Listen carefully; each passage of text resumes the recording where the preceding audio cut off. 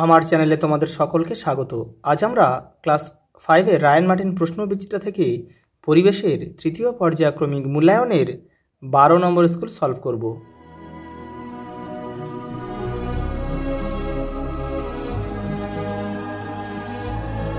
প্রথম প্রশ্ন দেখো, তুবড়ি বানাতে লাগে কাঠ কয়লা।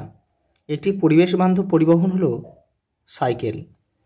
FPO ছাপ থাকে জেলির শিশিতে।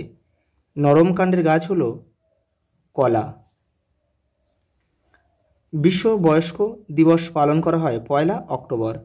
সুমেকার লেভি ধূমকেতুটি আছড়ে পড়েছিল বৃহস্পতি গ্রহে। পশ্চিমবঙ্গের প্রধান খনিজ সম্পদ হলো কয়লা। একটি অপ্রচলিত শক্তির উদাহরণ হলো সৌর শক্তি।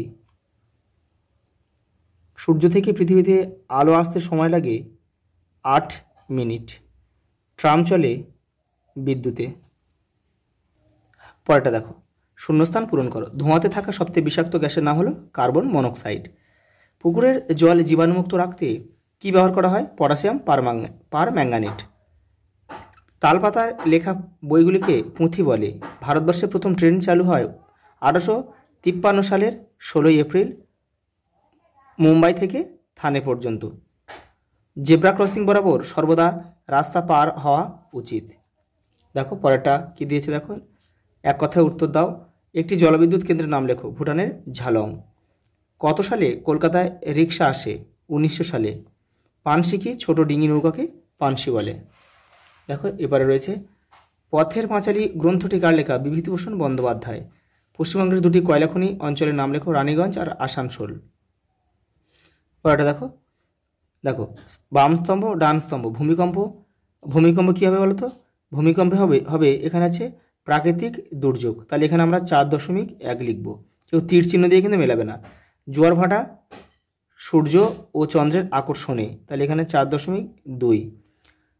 সৌধ ও স্থাপত্যের ক্ষতি হবে অ্যাসিড বৃষ্টির ফলে, কিন্তু সৌধ স্থাপত্যের ক্ষতি হয়। সুনামি হচ্ছে সামুদ্রিক জলোচ্ছ্বাস, তাহলে এখানে লিখব 4.4।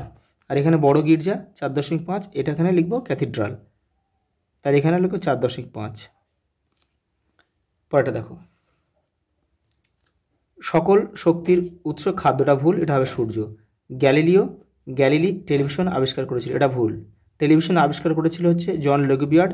আর গ্যালিলিও কী আবিষ্কার করেছিল? টেলিস্কোপ। অমাবস্যা পূর্ণিমাতে ভরা কোটাল হয়, এটা ঠিক। এবারে দেখো কি রয়েছে, সিগন্যালের রং সবুজ হলে রাস্তা হেঁটে পার হতে হয়, ঠিক।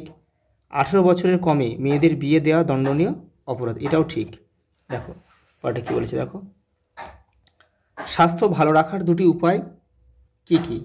নিয়মিত ব্যায়াম করতে হবে, সাঁতার কাটতে হবে, নিয়মিত হাঁটতে হবে। দেখো জীবাশ্ম জ্বালানি কাকে বলে? উদাহরণ দাও। তোমাদের বইয়ের 134 নম্বর পেজে দেখো, এই যে এই বক্সটা লিখে দেবে। পরেরটা দেখো, অ্যাসিড বৃষ্টি কি? এর ফলে কি হতে পারে? দেখো কি ক্ষতি হয়। দেখো 132 নম্বর পেজে রয়েছে, দেখো এই যে এখান থেকে এটা পুরোটা লিখে দেবে।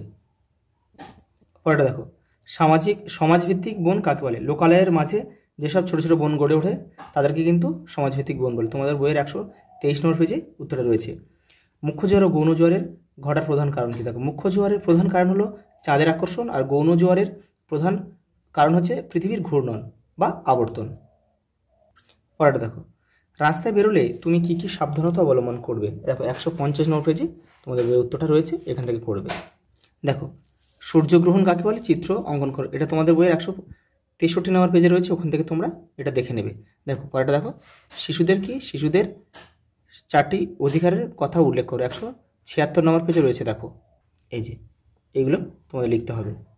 দেখো লাস্ট প্রশ্ন, চিত্রসহ জলচক্র সম্পর্কে আলোচনা করো, 136 নম্বর পেজে রয়েছে, দেখে নাও। এই যে দেখো এখান থেকে এটা কাকে বলে, আর এই যে রেখাচিত্র, এটা কিন্তু তোমাদের দিতে হবে। আর তোমাদের পরিবেশে আরও সেটগুলো দেখতে তোমরা কিন্তু চ্যানেলের প্লেলিস্টে যাবে, ওখানে পেয়ে যাবে। আজ এই পর্যন্ত, দেখা হবে পরের ভিডিওতে।